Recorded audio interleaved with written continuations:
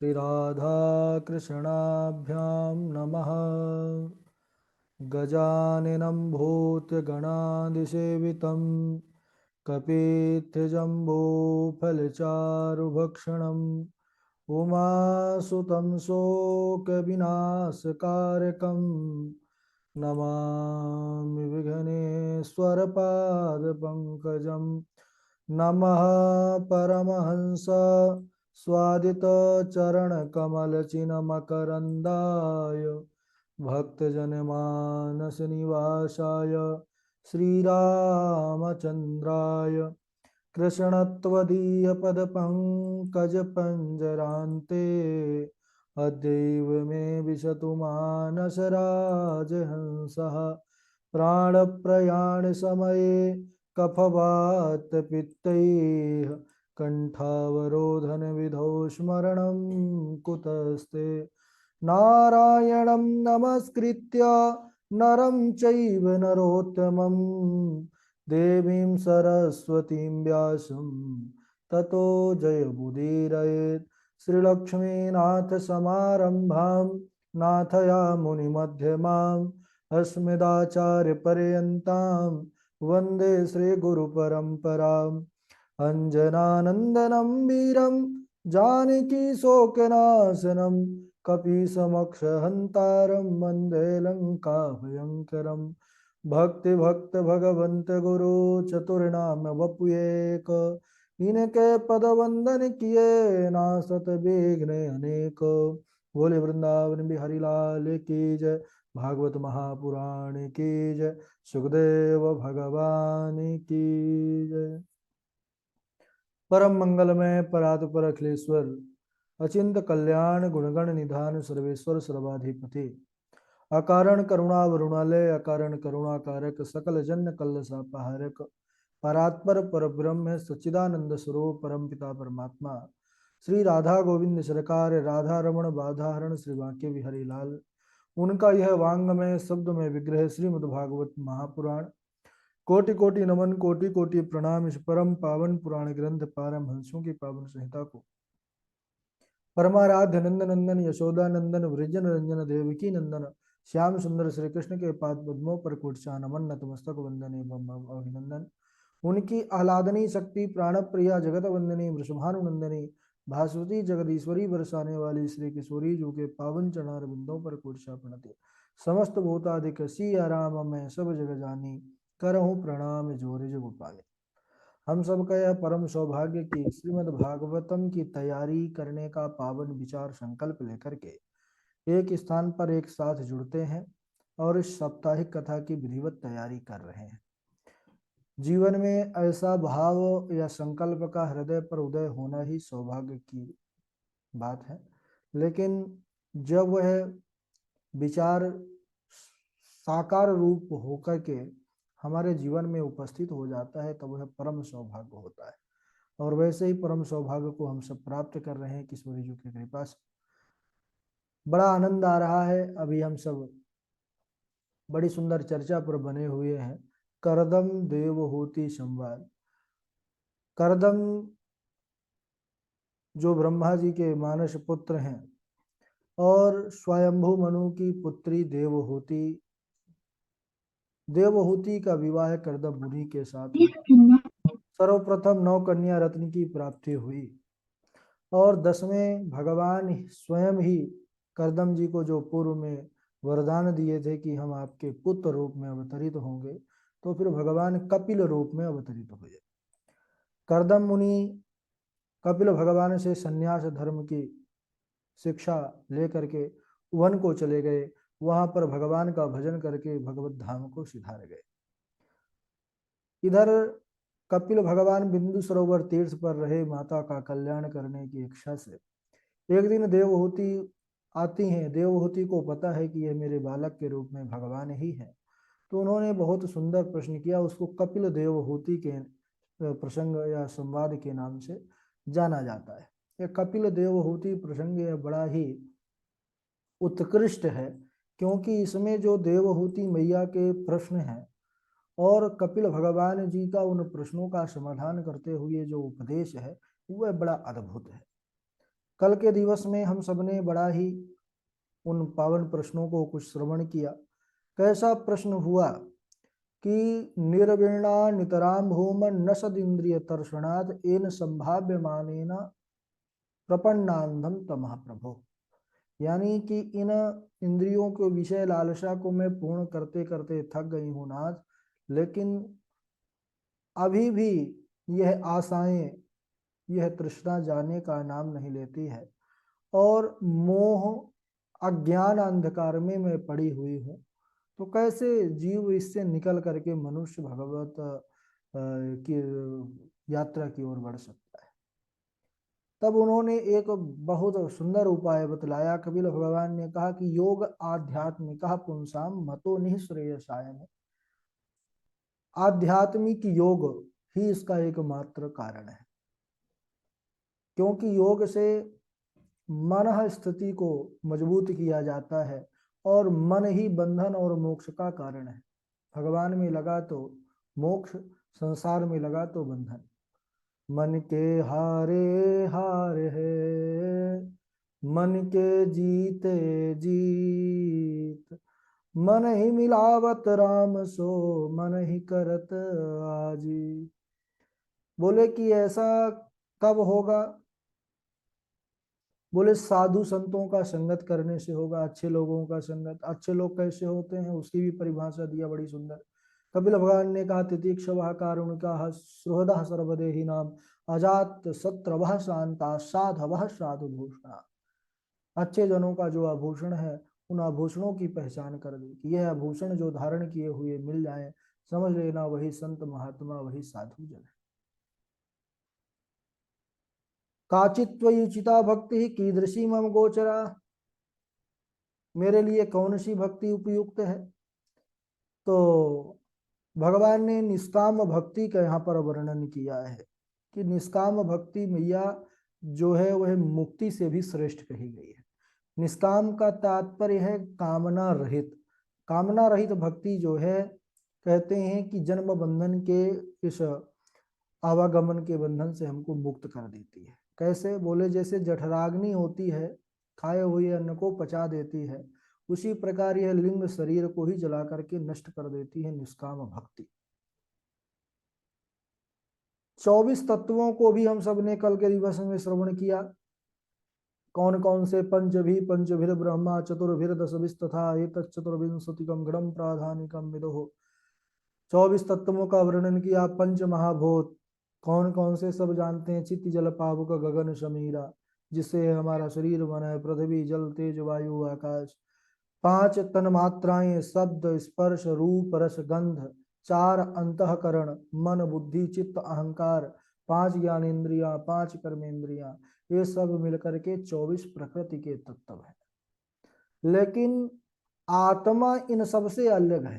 शरीर पर यह 24 प्रकृति के तत्व रहते तो हैं, लेकिन उसी शरीर के अंदर जो आत्मा रहती है ठीक उसी प्रकार रहती है जैसे सूर्य का प्रतिबिंब जल पर पड़ता है। सूर्य, दूसरा सूर्य जल के अंदर दिखाई देने लगता है, लेकिन उसका ताप जो वह सूर्य का है वह प्रतिबिंब में नहीं रहता और जल की शीतलता चंचलता पर कोई प्रभाव नहीं पड़ता। उसी प्रकार यह शरीर के अंदर जो आत्मा है, आत्मा स्वरूप परमात्मा है, उस पर भी इन देहादि धर्मों का, तत्वों का कोई भी प्रभाव नहीं पड़ता। लेकिन जब वही आत्मा ही शरीर में अहम बुद्धि कर बैठती है कि मैं करता हूँ, मैं भोगता हूँ, ऐसा मानने लगती है कि मैं शरीर हूँ, मैं ये हूँ, और अपने आपको नाना प्रकार की जो है परिभाषाओं में जब व्यक्त कर लेती है, तब वह उत्तम मध्यम और नीच योनियों पर भ्रमण करती है। तो मुक्त होना चाहते हैं, जो बंधन से मुक्त होना चाहते हैं, तो तीव्र भक्ति योग के द्वारा धीरे धीरे मन को वश में करने का प्रयास करें।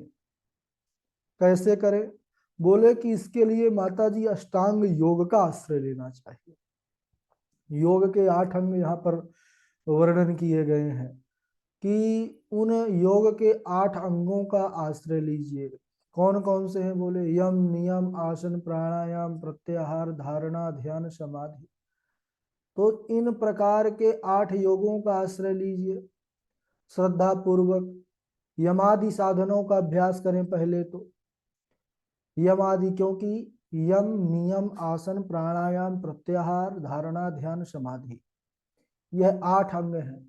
लेकिन सबसे पहले क्रमशः सीढ़ी सीढ़ी चढ़ते हुए यह पूरी स्थिति को प्राप्त किया जा सकता है। यमों का पालन करना चाहिए, जिसको यमादि कहा गया है। तो यम 5 हैं। कौन कौन से? अहिंसा, दूसरों की हिंसा न करना। सत्य, अस्तेय यानी चोरी न करना। ब्रह्मचर्य और अपरिग्रह, जीवन में संग्रह न करना, यह साधकों की प्रथम सीढ़ी है। इसके बाद यम के बाद नियमों का पालन करें। शौच, पवित्रता का ध्यान, संतोष, तपस्या, स्वाध्याय और ईश्वर प्रणिधान। ईश्वर का ध्यान हमेशा जो है बना रहे, ईश्वर की स्मृति बनी रहे।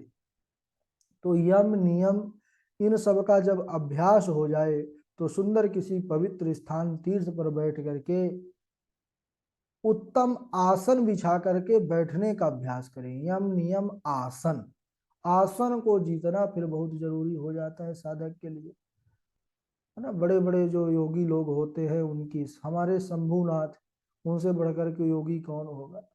84 लाख हैं वर्ष बीत जाते हैं और शंभु का आसन लगा रहता है, महाराज समाधिस्थ हो जाते हैं। तो ये आसन कहलाता है। जिसने जितना आसन को अपने जीत लिया उसका उतना ही बढ़िया अभ्यास हो जाता है। तो बैठने का अभ्यास करें, यह भी योग की प्रक्रिया में है। हाँ, बहुत लोग तो महाराज 10 मिनट बैठा दिया जाए, यानी कोई आसन के साथ, पद्मासन के साथ, सुखासन के साथ 10 मिनट में ही पैर ऊपर नीचे होने लगते हैं। तो बैठने का अभ्यास विशेष रूप से करना चाहिए। और साधकों को, भक्तों को तो होना चाहिए, क्योंकि भजन को कथा भी कहना है तो बैठना है भाई। एक आसन पर 5-6 घंटे भजन करना है तो बैठना है, माला भी जप करना है तो बैठना है। तो इस बैठने की इसलिए प्रक्रिया को योग के अंगों का जो है तो माना गया है। तो आसन, इसके बाद प्राणायाम। प्राणायाम सभी आप लोग जानते हैं। प्राणायाम से प्रत्येक भारतीय जो है वो परिचित है, वैसे तो पूरा देश ही जानता है, पूरा विश्व ही। तो प्राणायाम के द्वारा प्राणों का शोधन होता है। हमारे ऋषि मुनि लोग जो है प्राणायाम के द्वारा अपनी आयु का वर्धन करते रहते हैं। इसके बाद प्राणायाम सब जगह मन से को हटा करके पूरे संसार से फिर भगवान की धारणा करना ही, भगवान में मन को स्थित करना ही धारणा है। और फिर भगवान का ध्यान जब स्थित हो जाएगा मन, अब भगवान दिखने लग गए तो अब भगवान का ध्यान किया जाए। अच्छा, भगवान है कैसे? तो फिर भगवान का स्वरूप का वर्णन करते हैं कि क्या ध्यान करें साधक। बोले संचिंतयेद भगवतश्चरणारविंदम वज्रांकुशध्वज सरोरुहलांछनाढ्यम उक्तुंग रक्त बिलसन्नख चक्रवाला ज्योत्स्नाभिराहतमहाधृतयान्धकारम् ज्योत्स्नाभिराहतमहाधृतयान्धकारम्। तो संचिंतयेद भगवतश्चरणारविंदम, पहले भगवान के चरण कमलों का ध्यान करना चाहिए जो साधक जन है। अच्छा, भगवान के चरण ही ध्यान करने योग्य हैं, क्योंकि भगवान के जो चरण कमल है वह संपूर्ण ऐश्वर्यों से समन्वित है। कैसे हैं? बोले वज्रांकुश ध्वजा रूह लांक्षनाढ्यम, भगवान के चरणों पर बड़े सुंदर चिन्ह अंकित हैं। बोले वज्र, अंकुश, ध्वजा और कमल का चिन्ह ये भगवान के चरणों पर बने हुए हैं। उनके चरण कमलों में जो लाल लाल नख चंद्रिका है, जो नखाग्र से प्रकाश छिटकता है, वह साधकों के द्वारा ध्यान करने योग्य है। उसी का साधक जन ध्यान करते हैं। उससे होता क्या है? बोले हृदयांधकारम, हृदय का अंदर जो अंधकार है वह उस प्रकाश से नष्ट हो जाता है। इस प्रकार एक एक अंग का ध्यान करना चाहिए साधकों का, उससे भगवान में प्रेम उत्पन्न हो जाता है और अंत में फिर साधक समाधिस्थ यानी ब्रह्म भाव में स्थित हो जाता है, जिस भाव में हमारे योगी सदैव महाराज रमते हैं। लागी शंभु समाधि, तो शंभु की समाधि ही लगी रहती है, तो वह समाधि अंतिम स्थिति है। यम नियम आसन प्राणायाम प्रत्याहार धारणा ध्यान फिर समाधि, तो समाधि तक कोई बिरला ही पहुंच पाता है महाराज। समाधि जहां पर ब्रह्म का साक्षात्कार होना या ब्रह्म भाव में स्थित हो जाता। देवहूति पुनः प्रश्न करती हैं कि हे नाथ, भक्त कितने प्रकार के होते हैं, भक्त किसे कहते हैं, भक्तों के लक्षण क्या है। तब कपिल भगवान कहने लगे कि माता जी भक्त 3 प्रकार के होते हैं, 3 कोटि में भक्तों को रखा है कपिल भगवान ने।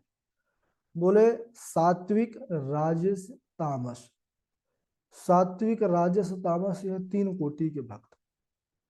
बोले यह सात्विक कैसे है और राजस भक्त कैसे होते हैं और तामसी भक्त कैसे होते हैं।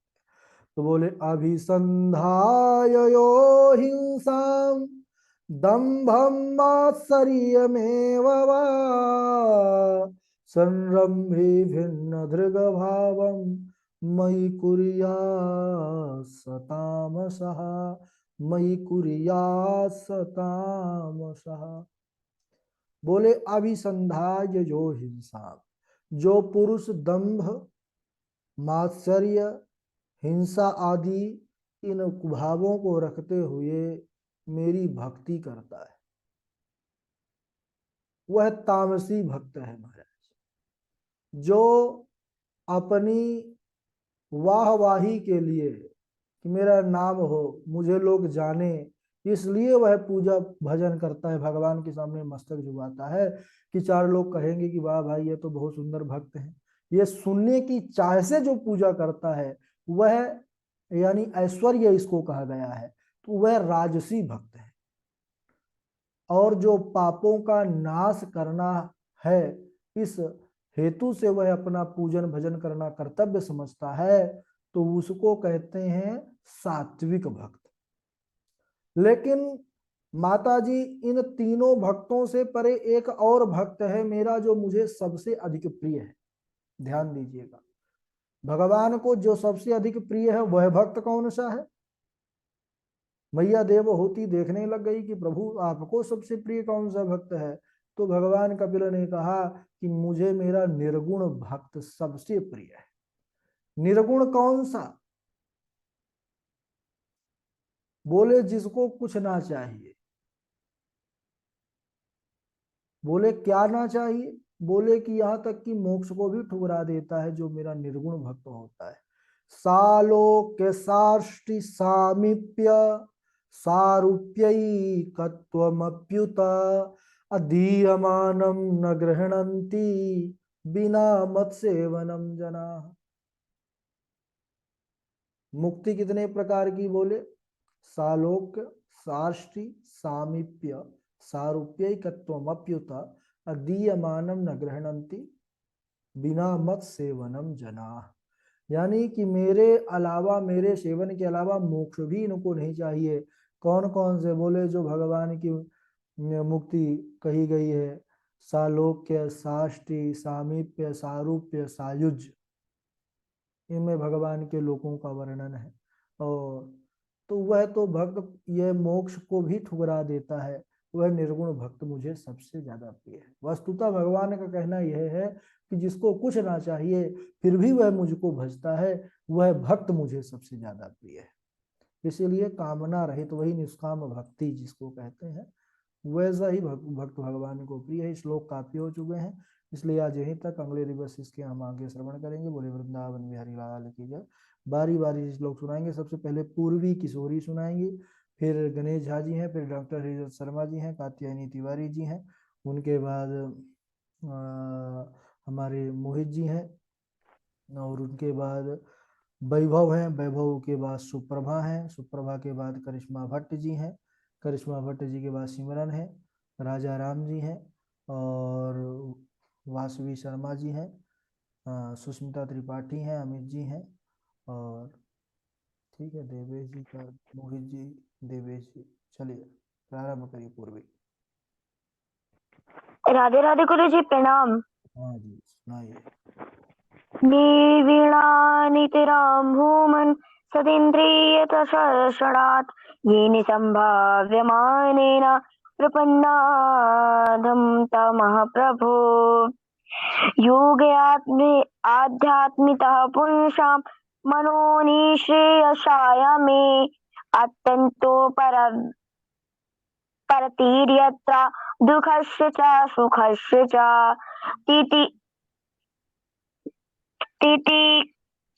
तितिक्षवा कर्णे कः सुहृद सर्वदेहिनाम् आजात शत्रवा शांता साधवा साधु भूषणा। राधे राधे। झा जी सुनाएंगे। राधे राधे गुरु जी। राधे राधे। निर्भिन्ना नितरां भूमन् न सदिन्द्रियतर्शनात् येन सम्भाव्यमानेन प्रपन्नान्धं तमः प्रभो योगः आध्यात्मिकः पुंसां मतो निःश्रेयसाय मे अत्यन्तो परतिर्यत्र दुःखस्य च सुखस्य च चेतः खल्वस्य बन्धाय मुक्तये चात्मनो मतम् गुणेषु सक्तं बन्धाय रतं वा पुंसि मुक्तये तितिक्षवः कारुणिकः सुहृदः सर्वदेहिनाम् अजातशत्रवः शान्ताः साधवः साधुभूषणाः मन एव मनुष्याणां कारणं बन्धमोक्षयो बन्धाय विषयासङ्गो मुक्त्यै निर्विषयं मनः। राधे राधे गुरु जी। हाँ झा जी के बाद डॉक्टर साहब सुनाएंगे। राधे राधे गुरु जी। हाँ राधे राधे। निर्विणा नितरां भूमन् सतीन्द्रियतर्शनात् येन सम्भाव्यमानेन प्रसन्नान्वितं प्रभो योग आध्यात्मिका पुंसां मतो निःशेषां मे अत्यंतो प्रतिर्यत्र दुःखस्य च सुखस्य च। राधे राधे गुरु जी। बहुत बढ़िया। वासवी शर्मा जी आप सुनाइए। वासवी शर्मा। गुरु जी राधे राधे, प्रणाम। हाँ सुनाइए। तथा स चाहं परिवोढुकामः समानशीलां गृहमेधधेनुपे इवानमूलमशेषमूलां दुराशयः कामदुघाङ्घ्रिपस्य तुष्टोऽहमाद्यतमानविमानदाय शुश्रूषया परमया परया च भक्त्या यो देहिनां यमति सुहृत् स्वदेहो नावेक्षितं सुमुचित छवि तो मदर्थ है। गुरु राधे राधे, प्रणाम। ठीक है चलिए अच्छा है। अब वैभव आप सुनाइए। राधे राधे गुरु जी। हाँ राधे राधे। निर्विण्णानितरां भूमन् सदीन्द्रिय तत्परा येन सम्भाव्यमानेन प्रपन्नान्दं तमः प्रभो योग आध्यात्मिक पुंसां मतो निःश्रेयसाय मे अत्यन्तोपहितो यत्र दुःखस्य च सुखस्य च तितिक्षवा कारुणिका सोदा सर्वदेन अजातशत्रवा शान्ता साधवा साधु भूषणं काचित्वा शुचिता भक्ति कीदृशी मम गोचरा यजापदन्ते निर्वाणं मञ्जसान् वैष्णवाहं। राधे राधे गुरु।